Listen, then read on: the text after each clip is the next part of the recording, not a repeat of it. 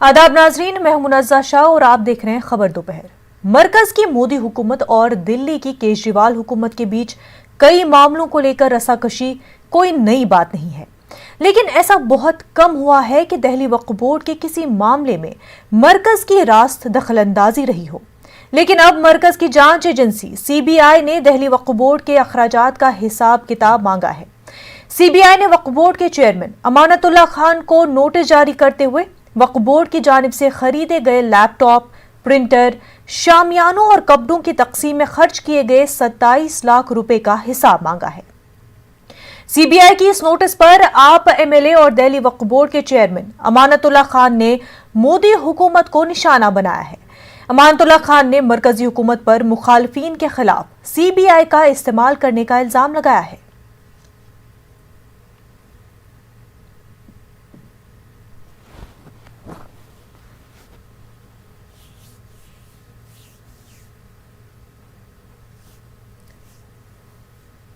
CBI ने अमानतुल्लाह खान को notice भेजा है।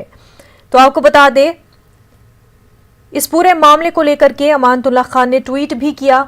ट्वीट में उन्होंने कहा कि सीबीआई जो है मरकजी हुकूमत के इशारों पर काम कर रही है और दूसरे कोई काम शायद सीबीआई के पास नहीं बचे हैं, तो मरकजी सरकार जो है बीजेपी जो है वो सीबीआई का इस्तेमाल कर रही है। हमारे नुमाइंदे खुरम इस वक्त हमारे साथ जुड़ चुके हैं। खुरम, सीबीआई ने अमानतुल्लाह खान को जिस तरह से ये नोटिस जारी किया गया और उस पर जो रिएक्शन अमानतुल्लाह खान ने दिया है, इस पूरे मामले को किस तरह से देखा जा रहा है?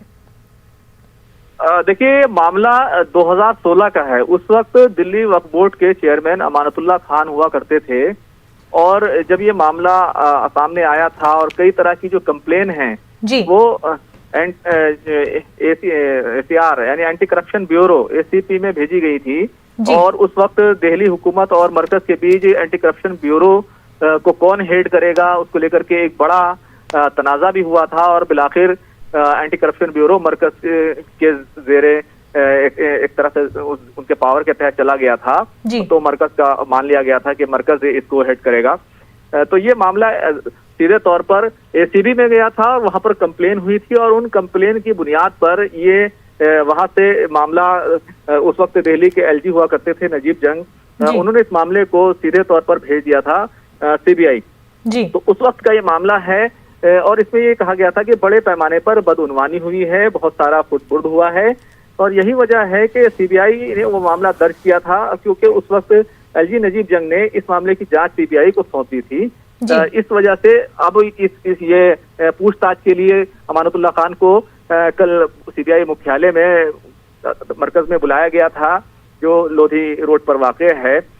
तो इस देखें तो बहुत जहां तमाम चीजों की डिटेल्स मांगी गई है, उनसे पूछताछ की बात की गई है, वहीं लैपटॉप, प्रिंटर, इस तरह की चीजें हैं उनको भी मांगा गया है। हालांकि अमानतुल्लाह खान ने सीधे तौर पर तो हमें बाइट देने से इनकार कर दिया, लेकिन ऑफ कैमरा ये जरूर बताया कि हर चीज की रसीद हमारे पास मौजूद है, टेंडर हुआ था, वो ये जरूर बता रहे हैं। लेकिन अब इस मामले में सीबीआई को मुतमईन करना है कि अमानतुल्लाह खान को कि इस मामले में कोई करप्शन नहीं हुआ है। ये जो मामला है, ये जो कहा जा रहा है कि 27 लाख का जो टेंट खरीदा गया था, शामियाना खरीदा गया था, ये मस्जिद फतेहपुरी के लिए खरीदा गया था, वो शामियाना अभी वहां पर लगता है। उसके अलावा दिल्ली वक्फ बोर्ड जो 1500 सूट की बात है, जो कपड़े बांटने की बात है, वो बेवाओं को पेंशन और उनकी मदद और ईद वगैरह पर उनको कपड़े वगैरह भी बांटता है। ये उसका मामला है। वक्फ बोर्ड की बहुत एकदम से आमदनी बढ़ी थी और उसी वजह से रिनोवेशन हुआ था। और ये जो मामला है, ये दरियागंज में जो दफ्तर है उसका मामला नहीं है, बल्कि एक नया दफ्तर अलॉट हुआ है विकास भवन 2, वहां पर वक्फ बोर्ड का ऑफिस को रिनोवेट कराया गया, उसमें काफी पैसा खर्च हुआ। तो उन तमाम चीजों की फाइलें सीबीआई मांग रही है।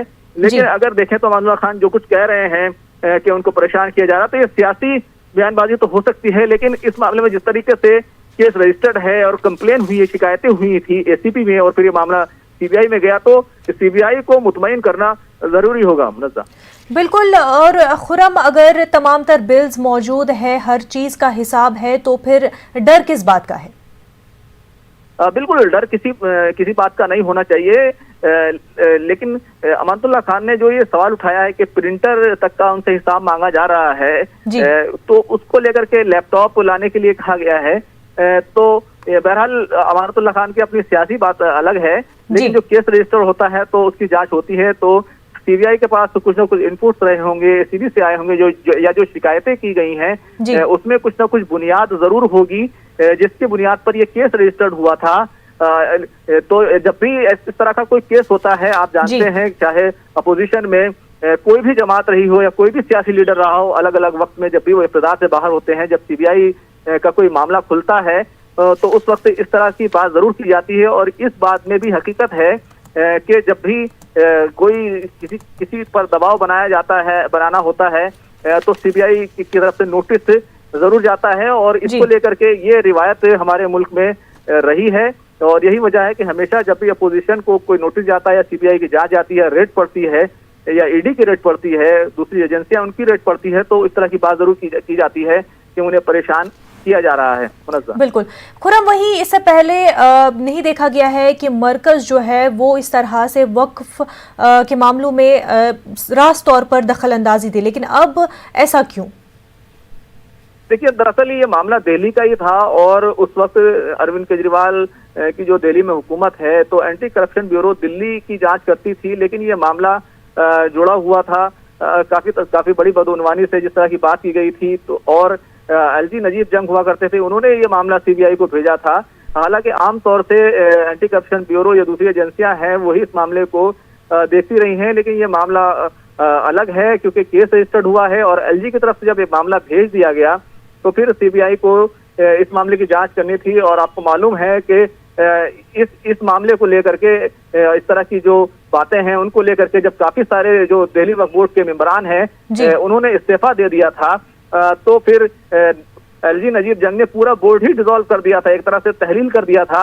और उसके बाद फिर से दोबारा से अमानतुल्लाह खान एक काफी लंबे वक्त के बाद दोबारा से वो चेयरमैन जरूर चुने गए, लेकिन एक बड़ा वक्फा बीच में ऐसा रहा जब दिल्ली वक्फ बोर्ड में कोई भी चेयरमैन नहीं था, कोई भी मेंबर नहीं था, और वो इसी तरीके से काम करता रहा। मुनज़्ज़ा बिल्कुल खुर्रम, और जिस तरह से इस मामले को आप और बीजेपी के बीच की रसाकशी के तौर पर भी देखा जा रहा है, क्या वो सही है? बिल्कुल, देखिए, इस तरह के मामले लगातार होते रहे हैं और दोनों ही पार्टियां कोई मौका जाने नहीं देती हैं, और ये रसाकशी थी जो एसीबी में नजर आई और उसके बाद अब इस मामले में नजर आ रही है। तो बिल्कुल ये इसमें कोई दो राय नहीं है कि रस्साकशी दोनों ही पार्टियां अपने अलग अलग इश्यूज पर रस्साकशी होती है, बयानबाजी भी होती है।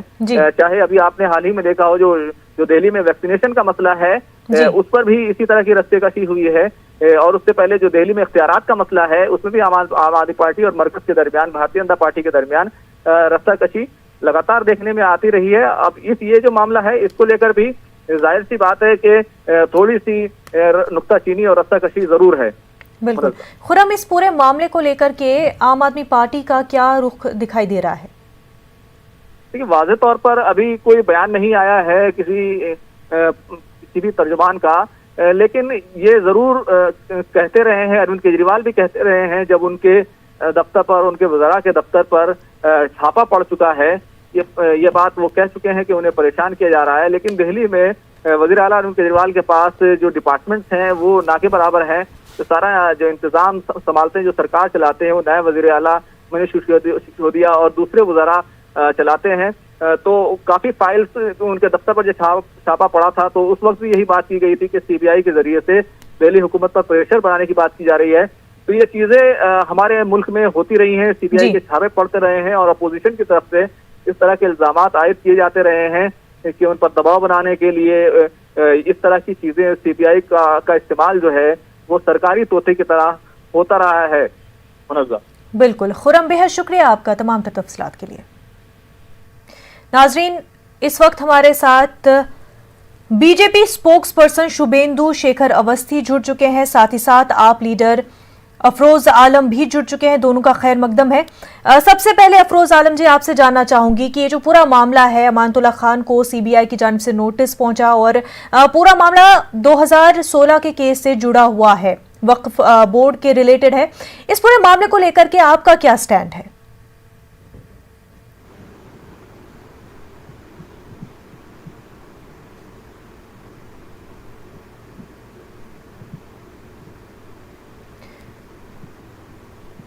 अफरोज आलम साहब तक हमारी आवाज नहीं पहुंच पा रही है। शुभेंदु अवस्थी हमारे साथ जुड़ चुके हैं। शुभेंदु, ये बताए कि सीबीआई ने जो नोटिस भेजा अमानतुल्लाह खान को, लेकिन उन्होंने ट्वीट किया कि ये तो बीजेपी का एक तरीका है जो उनके ओपोनेंट्स होते हैं उनके खिलाफ।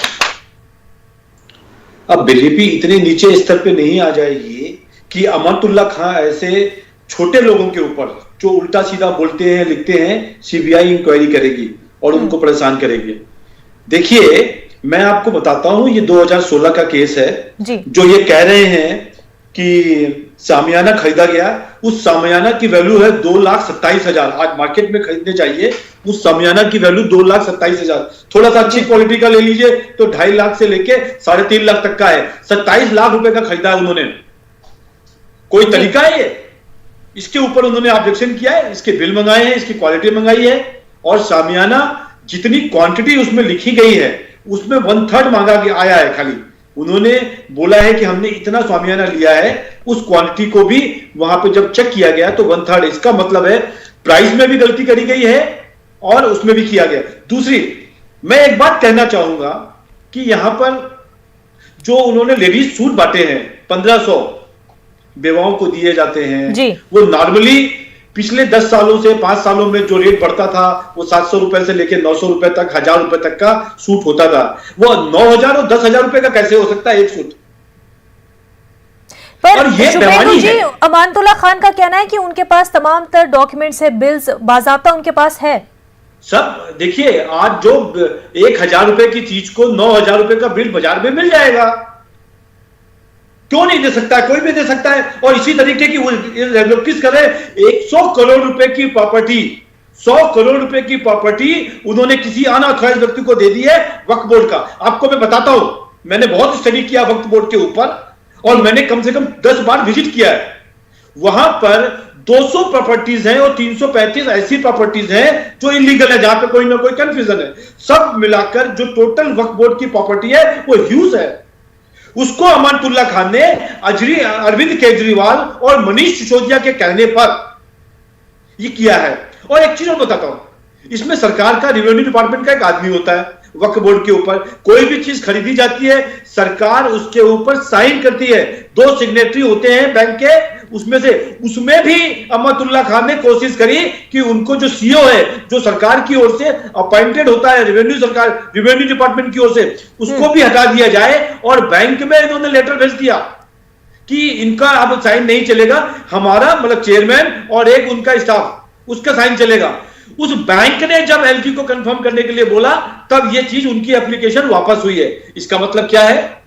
देखिए, 1955 में अमानतुल्लाह खान वहीं दूसरी तरफ ये कह रहे हैं कि बीजेपी को चैरिटी के कामों से क्या प्रॉब्लम है? चैरिटी में किया हुआ काम, लोगों को दान देना, वो क्यों गुनाह? पे देखिए, कितने लोगों ने उनके अगेंस्ट में, मुस्लिम समाज के लोगों ने उनके अगेंस्ट में कंप्लेंट डाली है और वो कह रहे हैं कि ये बेईमानी कर रहे हैं, चैरिटी तो नहीं ना कर रहे हैं। यदि 1,000 रुपए का चीज को 9,000 में खरीदेंगे और 8,000 रुपए खा जाएंगे, इज इट चैरिटी? आपको लगता है कि वक्फ बोर्ड इतना जो पवित्र चीज है, जो एक रिलीजियस चीज है, उसके अंदर यदि कोई बेईमानी करेगा तो चलेगा क्या? इसलिए उसके ऊपर ऑब्जेक्शन है और हमारी सरकार ने उनसे डॉक्यूमेंट मांगे। जो कंप्यूटर की बिल लगाए हैं उन्होंने, तो आज एक लैपटॉप 30,000 रुपए से लेकर 60,000 रुपए के बीच में वैरी करता है, या उसका 1,10,000 रुपए का कोई लैपटॉप हो सकता है? और आप सोचिए शुभेंदु जी, इससे पहले आपने कहा कि जो जमीनें दी गई है अमानतुल्लाह खान की तरफ से, वो उन्होंने अरविंद केजरीवाल, मनीष सिसोदिया के इशारे पर ही ये काम किए हैं। तो ये क्या बीजेपी का तरीका है कि जिस तरह से रसाकशी चलती रहती है, राइवलरी चलती रहती है आपके साथ, क्या ये एक तरीका है आपके साथ निपटने का? नहीं, देखिए, बिल्कुल तरीका नहीं है। मैं आपको बताता हूं, किसी को भी 100 करोड़ की प्रॉपर्टी दी जा रही है तो उसका एक प्रोसेस होता है वक्फ बोर्ड में। वक्फ बोर्ड का एक रूल बना हुआ है कि 1955 वक्फ बोर्ड का एक लॉ है, और उसके अलावा उन्होंने 1977 का एक रूल बनाया हुआ है, जिसका एक है कि किसी को देना है तो कैसे दिया जाएगा, ये मीटिंग होगी, ये बोर्ड मीटिंग होगी, उसके बाद जितने भी मेंबरान्स होंगे उसमें जाके उसको कंफर्म करेंगे, तब उसको दी जाती है। पर कुछ भी प्रोसेस नहीं लिया गया। क्या कहें इसको? क्या ये सही है? आपको लगता है कि ये ऐसा होना चाहिए? और दूसरी बात मैं बोलना चाहूंगा, 36 लोगों को 22 फरवरी को एक एडवर्टीजमेंट दिया जाता है। 2 या 3 तारीख को मार्च में इंटरव्यू बुलाए जाते हैं 33 लोगों के लिए, और 6 तारीख को उसका रिजल्ट निकाला जाता है और 7 तारीख को ज्वाइन करा दिया जाता है सबको। और वो कौन लोग हैं? All of the relatives of 7 relatives, उनके क्लोज रिलेटिव, भाई, भतीजा, चाचा का लड़का, जितने लोग हैं 7 लोग तो उनके बिल्कुल क्लोज रिलेटिव्स हैं, उसमें भर्ती कर दिए जाते हैं, मेंबरान बना दिए जाते हैं, स्टाफ में डाल दिया जाता है। और जो बाकी 24 लोग हैं उन लोगों से एक बड़ा पैसा लेके एक उनको किसी तरीके से एडजस्ट करने के लिए उसमें डाला जाता है। इसको क्या कहेंगे? इसकी भी जांच ना करें? यदि कोई चीज जांच हो रही है तो उनको क्या प्रॉब्लम है? उनको क्या लिखने की जरूरत है कि मोदी जी का तोता? अफरोज आलम साहब हमारे साथ जुड़ चुके हैं, उन्हीं से पूछेंगे। अफरोज आलम साहब, इस पूरे मामले को लेकर के जहां पर अमानतुल्लाह खान पर इल्जाम लगे हैं, सीबीआई ने नोटिस भी भेजा है, उस पर आपका क्या स्टैंड है? देखिए, ये सब फालतू की बातें हैं। जिस तरह से दिल्ली से भारतीय जनता पार्टी का सूपड़ा साफ हो गया है, अब इनको कुछ समझ में नहीं आ रहा है। पहले एलजी के जरिए के माध्यम से अब इस तरह के इल्जाम लगाने की कोशिश की जा रही है कि पार्टी को बदनाम करने की। यूपी में हम जिस तरह से पैठ बढ़ाते जा रहे हैं और यूपी में जिस तरह से भारतीय जनता पार्टी के किए हुए योगी राज के घोटाले सामने आ रहे हैं। आपने अभी कल की आपकी एक बात बताता हूँ, यहाँ पे जो राम मंदिर, अब राम जी को तो इन्होंने बख्शा नहीं, उसमें भी 2 करोड़ की जमीन को 18 करोड़ के परचेज कर लिया इन्होंने। उसके बाद जब बात खुल गई है तो इनके समझ में नहीं आ रहा है किस तरह से इसका सामना करें, किस तरह से लोगों के बीच हम बताएं कि हमने भी राम मंदिर के चंदे से भी इन्होंने जिस तरह से कहते हैं ना मनमानी की है, और सब बातों को लेके बहुत परेशान है कि इस तरह से जनता के बीच में इनकी बदनामी हो रही है। कुछ ना कुछ इनको चाहिए होता है। इनके पास मुसलमानों को लेके सबसे अच्छा हथियार यही है कि हिंदू मुसलमान के बीच की चीजें को उठाते रहेंगे और जनता वोट करती रहेगी। अमानतुल्लाह खान भी इसी तरीका ही काम कर रहे हैं। ये बात नजीब के टाइम की है, चीजें हैं, सीबीआई को रिफर की गई, सीबीआई अपना काम कर रही है। अमानतुल्लाह खान ने ऐसा कुछ भी नहीं कहा कि जांच नहीं होनी चाहिए या कुछ भी नहीं होनी चाहिए। आप जांच करिए सारी चीजें, लेकिन जो सच है वो सामने आना चाहिए। सारा खेल राजनीति का है और सारी चीजें बस उत्तर प्रदेश के चुनाव के ऊपर डिपेंड है। जिस तरह से खुल के आ गया है जो राम मंदिर के जमीन का मामला, अब इनके पास जवाब नहीं है संजय सिंह हमारे राज्यसभा सांसद जी की बातों का। आप चैनल के माध्यम, आपके चैनल के माध्यम से और भी जो मेजर चैनल है उनके माध्यम से कल कितनी बड़ी डिबेट हुई है इस चीज को लेके, और ये सफाई देते नहीं बन रहा है इनको। तो इनको बैक हैंड पे एक रास्ता चाहिए था किसी तरह से भी उस बात को दबाने के लिए, और किसी न किसी मुद्दे पे हम जनता के सामने कम से कम थोड़ा सा खड़े हो जाए। इसलिए अमानत भाई को ठीक। शुभेंदु जी, आपने सुना कि अफरोज आलम का क्या कहना था। उन्होंने कहा कि बीजेपी के लोग भी जो है वो भी करप्शन करते हैं, लेकिन केसेस खोलने की बात आती है, कार्रवाई करने की बात आती है तो ऑपोजिशन लीडर्स पर ही की जाती है ताकि उन्हें प्रेशराइज किया जा सके। देखिए, मैं बोलूं क्या? जी बोलिए।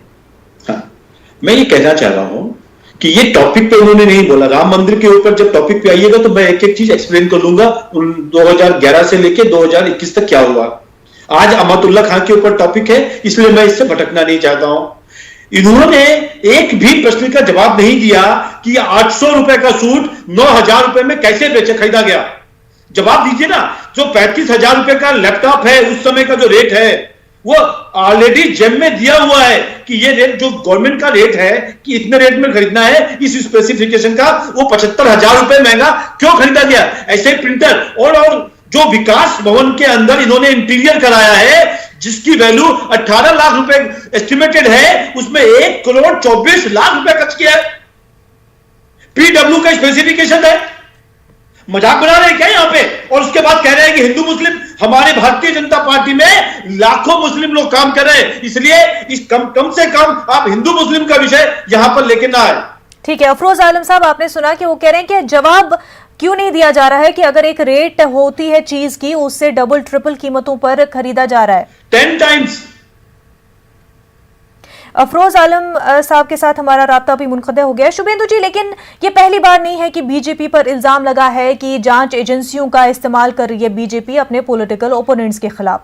इससे पहले भी कई बार हमने देखा कि बीजेपी के खिलाफ यही इल्जामात लगातार लगाते आए हैं लोग।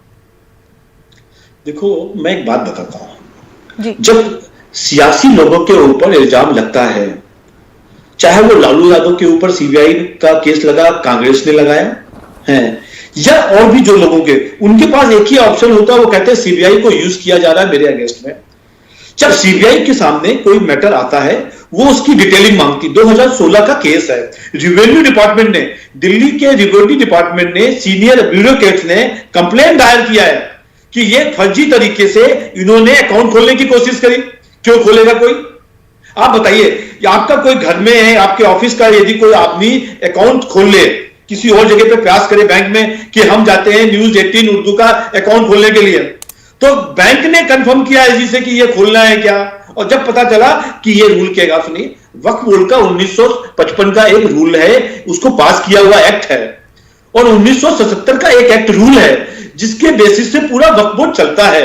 उसको इन्होंने घर की बपौती बना ली है मनोज सिसोदिया और अरविंद केजरीवाल के कहने पर, और वहां पे जो लोग थे सबको निकलवा दिया, नए लोगों को रखा गया है, और वो सब लोग उनके रिश्तेदार हैं। और मैं आपको बता सकता हूं 10 लोगों ने कम से कम 5-5 लाख रुपए देके उसमें अपॉइंटमेंट में पैसा दिया गया। कोई रिटन टेस्ट नहीं है, उसका जो क्वालिफिकेशन टेस्ट होता था वो नहीं हुआ है, और जो क्वालिफिकेशन मांगी गई कि इतना पढ़ा होना चाहिए वक्फ बोर्ड के लिए, इस पोजीशन के लिए। अरे अच्छा, और समझिए, कंप्यूटर ऑपरेटर ने कंप्यूटर कोर्स ही नहीं किया। आप बताइए, किसी कंपनी में किसी जगह पर कोई कंप्यूटर ऑपरेटर रखा जाएगा जिसको कंप्यूटर नहीं आता हो, उसके बाद उसको कंप्यूटर कोर्स करें। सारे मामलों पर सीबीआई जांच तो जरूर करेगी, लेकिन ये बताएं कि जिस तरह से सवाल तो उठ रहे हैं और लगातार जो पॉलिटिकल पार्टियां हैं, पॉलिटिकल लीडर्स हैं, वो ये पूछती है कि चाहे तमिलनाडु के इलेक्शन हो, चाहे बंगाल के इलेक्शन हो, चाहे हम केरला की बात करें, यूपी, छत्तीसगढ़ या जिस भी स्टेट में इलेक्शन होने होते हैं, उससे पहले क्यों ऐसा होता है कि सीबीआई, ईडी जो है तमाम तर केस खुल जाते हैं और इन पॉलिटिकल लीडर्स पर तमाम तर केसेस आते हैं, समन जारी किए जाते हैं, या ये एक पैटर्न देखा गया है बीजेपी का कि जिससे वो अपने ओपोनेंट्स को प्रेशराइज करते हैं, एक मैसेज पहुंचाते हैं इन जरिए? ऐसा नहीं है। सीबीआई अपना एक इंडिपेंडेंट बॉडी है देश की, और वो अपना एक्शन लेती है। इनको जो चीज, 4 चीजें मांगी गई हैं कि इसका बिल दे दीजिए, इसकी कॉपी दे दीजिए, इसका वो दे दीजिए, इसको पॉलिटाइज नहीं करना चाहिए था। 2016 से लगातार मांगा जा रहा है, क्यों नहीं दिया आज तक? 21 तक आ गया। 2016 में पहली बार मांगा गया था जब ये केस हुआ था कि ये डॉक्यूमेंट दे दीजिए, क्यों नहीं दिए गए अभी तक? आज 5 साल हो गए और कई रिमाइंडर डाले गए, अब की बार दिया गया है, नहीं देंगे तो उनको जेल भेजे जाएगा। कोई चीज सरकार मांग रही है तो कम से कम उन सब चीजों के ऊपर हमें यह कंट्रोल करना चाहिए कि कोई सरकार जवाब मांग ली, जवाब दे दीजिए। आप साफ सुथरे हैं, अपने आप चली जाएगी चीज।